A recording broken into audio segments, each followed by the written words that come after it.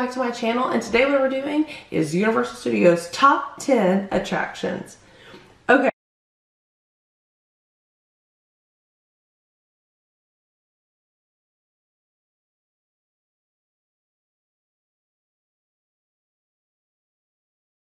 So these are going to be our top 10 attractions at the Universal Studios park. Super love it. I definitely recommend doing Universal Studios, even with little kids, because even though we had little kids with us and they didn't necessarily ride every single ride, they rode the majority of those rides. And I think, but if we get a little bit older, so like the ideal age is around like 8, 9, 10, somewhere in there, maybe 10 to 12. High school age kids will love this park.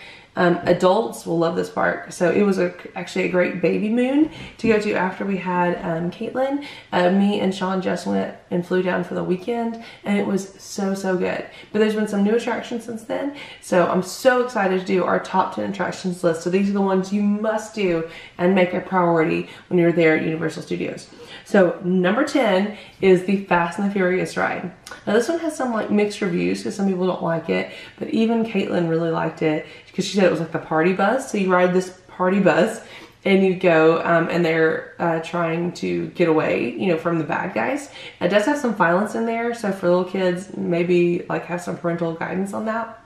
But Caitlin had a great time. She thought she was on a party bus. But it was, there's no like language problems. It's mainly just your violence and stuff. But it is super cute and super fun. Now we did only ride it the one time, but it was definitely cool. Right now they're doing a virtual queue for that, but you still could easily get in there. So definitely recommend that. Number 9 is Shrek 4D. Now this one has also mixed reviews because I think it's something like 13-minute attraction.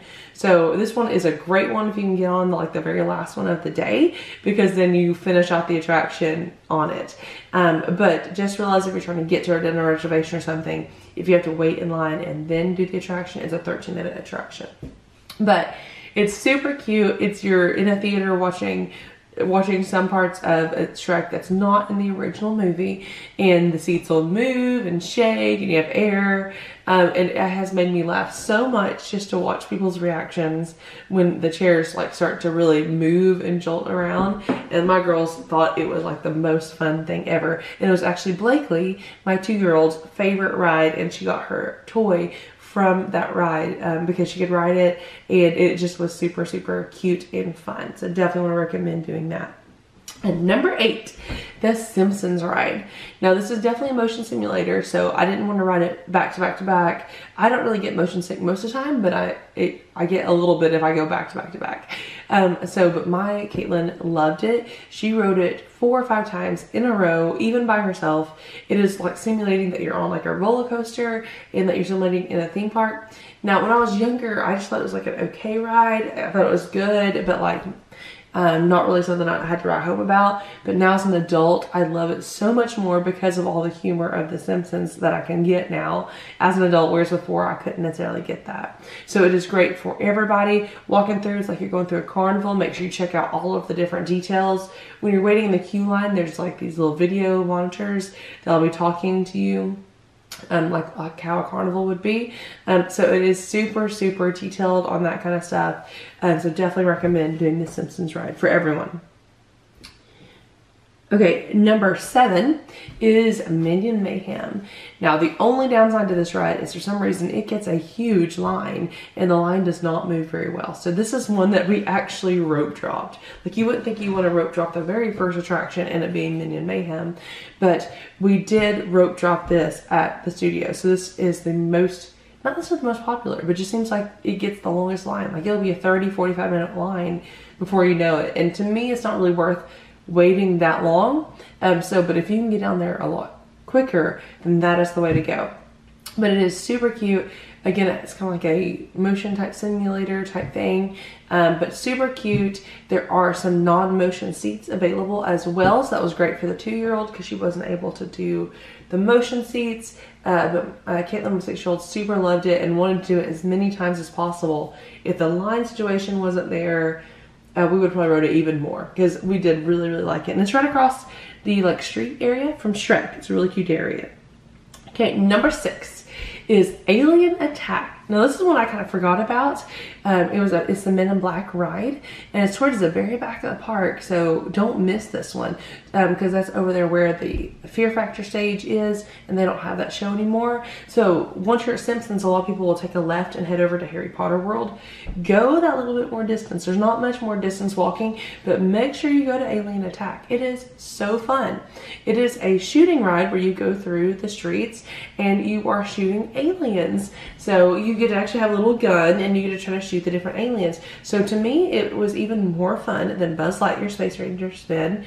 I don't know if I'd put it more fun than Toy Story because it's not a screen, so you can't really see as well as how you're doing, but it's definitely better than Buzz Lightyear, but kind of on the same level to me as Toy Story, because you are shooting the aliens and sometimes they will move. So let's say you hit them, they might go into a trash can or something like that. So it was super, super cute. I thought it was actually hard to score well on there, but I hardly ever score well anyways. But the whole family would love it. It is not super thrilling, so everybody could do it together as a family. Next one, number 5 is E.T. Now E.T. is one of these like original attractions. I'm so glad they still have it because some of the other attractions that were there like Jaws and Back to the Future are now gone to make way for new rides, which I do like that Universal Studios is trying to stay current. I do super appreciate that. But E.T. is still there. I love it. The entire family would love to ride it. My grandmother could ride it. Anybody could ride it. Now the only thing is you do sit on like a bike, but don't worry, there's like a backrest and stuff like that. So if you're worried about riding on a bike, it's not going to be hard to sit there. But you're like riding on a bike and you have the handlebars, that's kind of what you hang on to, and you have E.T. in the front basket, which is really cool. So you kind of ride through this dark ride like you're in the movie and you go see E.T.'s home. It is so cute. We rode that, I don't know, 10, 12 times. We absolutely loved it. And everybody could ride, including my 2-year-old. Number 4, Rip Ride Rocket. Now this one definitely everybody couldn't ride, but it is such a good roller coaster. And I am a big fan of music anyways. And what's really neat about this ride is that you get to choose your soundtrack that you get to do the song to. So as soon as you sit down in the roller coaster, you put your lap bar over you and then it'll show up all your screen and you get to pick through the genre first and then you get to pick your song. Now if you are like me and you want a lot of time to scroll through and decide it, you don't have that long because you only have until you get to the end of the platform to pick your song. I of course chose Stronger. That was a great song to use for it. I've also done a Black Eyed Peas song as well, and that has also done well. And the third time I wrote it, now I didn't write all of these this time, is I did the Evanescence song. So super love it. Either any of those are great. If you're a planner like I am, you can actually look up the songs to Rip Ride Rocket ahead of time and then go ahead and choose it while you're like in line if you'd like to. And that way you guys can just already say, okay, I'm gonna choose this, and you have time to plan it. Number 3 is actually Hogwarts Express, which is the in between the two parks. So you must have a park hopper ticket to be able to do the Hogwarts Express, but make sure you do this and make sure you do it both ways, both from Diagon Alley to Hogsmeade and from Hogsmeade to Diagon Alley. If you only have time to do one way, you've got to do Diagon Alley to Hogsmeade. And that's because when you're going through, it's like how Harry would we go through, and you actually go through the wall. It's so cool, and have someone hang back and film you as you go through the wall and you disappear. It is so, so cute. I love it. And whenever you go on, you get to go sit on this little train, like you're going on a real train, and you get to watch the screens. But not only is there stuff on the screens, but on the other way, like where the hallway was, there's like shadows, and you can see Harry Potter come by you in the shadows. So it is super, super good. And each one is different. So, and then from Hogsmeade on the way back, you get to see the night bus on their screens. It's so good. So definitely recommend Hogwarts Express for sure. My number 2 is Revenge of the Mummy. So Revenge of the Mummy is such a unique attraction. It's a dark ride, yet it's also a roller coaster. So it goes from a dark ride into a roller coaster. It is a little bit scary, but not too bad because it doesn't go into the roller coaster part, so it's not that bad. So my kid got a little bit scared, but she did ride it twice. But it is such a unique ride. It's just something you've got to see for sure. It's very dark though, so if you have issues with the dark, be careful on that ride. And finally, number 1 is Escape from Gringots. And this is in the Harry Potter world of Diagon Alley.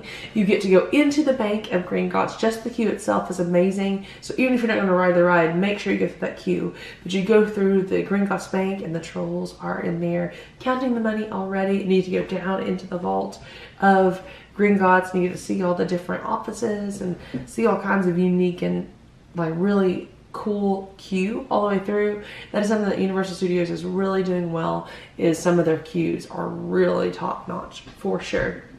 And then the ride itself is not only like 3D with the screens, but it's also a roller coaster. So it is so lifelike. It is like you're really there. So can't recommend that one highly enough. It is a must do. And the lines aren't really usually that bad anymore because it's been there for a few years. So to recap there, my number 10 was Fast and the Furious. Number 9 was Shrek. Number 8 was the Simpsons Ride. Number 7 was Minion Mayhem. Number 6 was Alien Attack. Number 5, E.T. Number 4, Rip Ride Rocket. Number 3, Hogwarts Express. Number 2, The Mummy. And number 1, The Gringotts. And that is for Universal Studios. And now make sure you tune in next week for Islands of Adventure Top 10. So make sure you check out my Patreon. I'm going to be able to give out a shout out to a Patreon viewer coming up soon. So thank you so much for watching. Make sure you hit like and subscribe. It really does help me out. I've already gotten 100 subscribers now. So thank you so much for the subscribers who have subscribed to my channel. You are making this dream happen and I super appreciate it. God bless, be adventurous, and we'll see you next time.